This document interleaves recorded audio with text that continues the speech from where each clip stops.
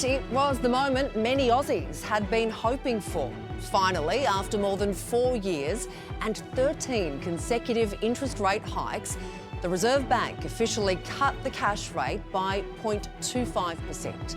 The Big Four banks say they will be passing on this much-needed relief in full, but the RBA has warned borrowers not to get too excited. It's clear that higher interest rates have been working as anticipated, restricting economic activity and putting downward pressure on inflation.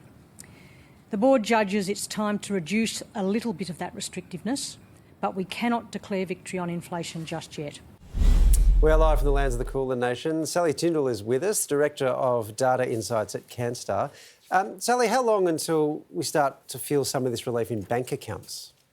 That's a really good question. The big banks have said that they will pass this cut on in full to their variable borrowers, but they're going to take 10 to 14 days from this point to lower your interest rate. Now, your interest rate will drop automatically. So when they go to calculate how much you owe in interest, which they do every single day, that will be applied at the lower rate from Friday week for 3 of the Big Four banks. Westpac takes a little bit longer.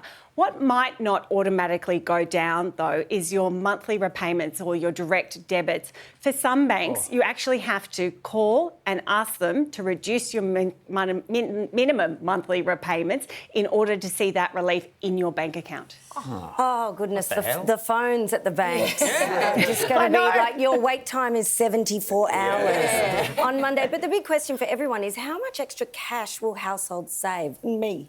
Yeah. It's a really good question. For a $500,000 mortgage, 25 years remaining, you're looking at a drop in minimum monthly repayments of around $77. For $1 million mortgage, and there's plenty of people, unfortunately, that are carrying around these Santa sacks of debt, you're looking at a drop of $154 every single month, hopefully from here on in. Look, this is kind of small change when you compare it to what we've just been through. In fact, it's about 2% of your new monthly repayments, but it's the beginning of hopefully what is the downward slide. We have just scaled financial Everest, or certainly people with a mortgage have, and this first cash rate cut, I think, is more meaningful because it hopefully means that the cost of living crisis is finally getting under control.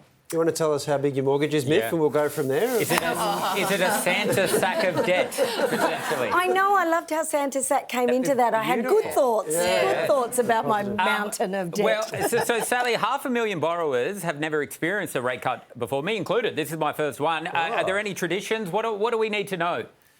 Okay, know that, yes, your bank might pass it on in full. If you haven't got an announcement from your bank, pick up the phone and ask them what they intend to do. We've actually got a page on our site that's called a rate tracker, and it shows you which banks have announced and what they're going to do.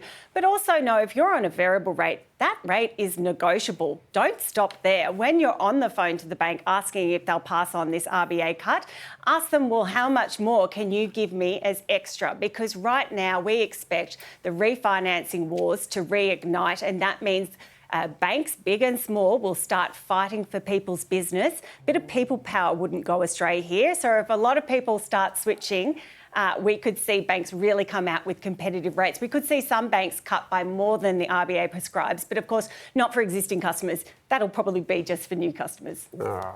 Sally, thanks for your time. Thanks for having me.